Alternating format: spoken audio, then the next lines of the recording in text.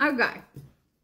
Mense vra nou oor die skrif in die Bybel wat sê Jesus kom soos 'n dief in die nag. Dit het niks met die wegraping te doen nie en ek het 'n video nou die dag gemaak waarin ek vir julle verduidelik hoekom die wegraping nie Bybels is nie. Okay, dis nie Bybels nie.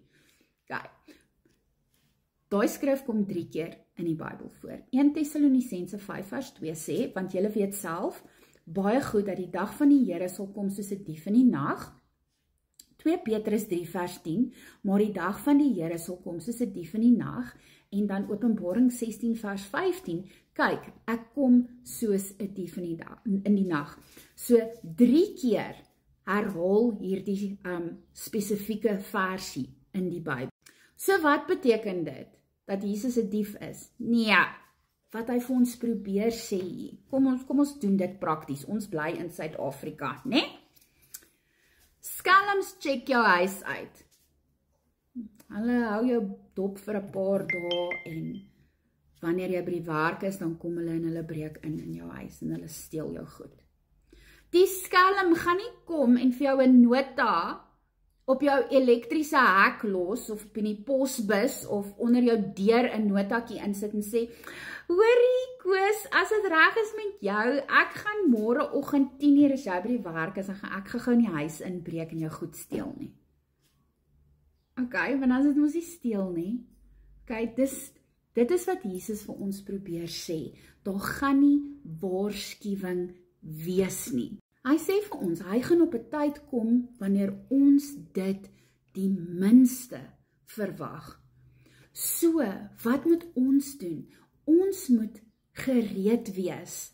Ons moet weet dat wanneer Jesus kom, gaan dit nie 'n skok vir ons wees nie. Ons as Jesus se kinders gaan jubel en juig wanneer hy weer kom. Hoekom? Want ons weet ons gaan saam met hom hemel toe.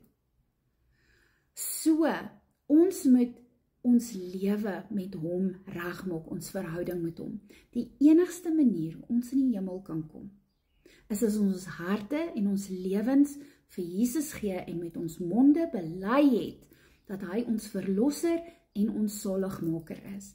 En wanneer ons dit gedoen het, weet ons plek is daar saam met hom.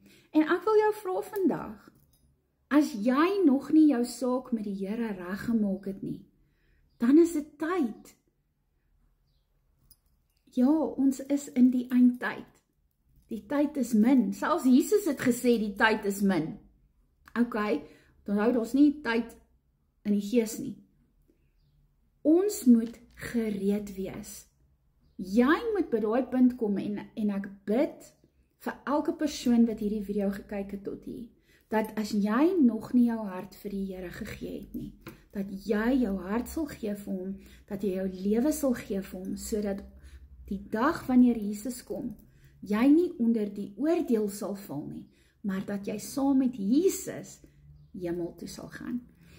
Ek hoop regtig hierdie het julle vraag beantwoord. Die video oor die wegraping is 'n paar video's terug. Gaan kyk daarna, maar dis glad nie 'n Bybelse konsep nie. Ek hoop hierdie het julle vrae beantwoord. Mag julle 'n wonderlike geseënde dag hê. Shalom.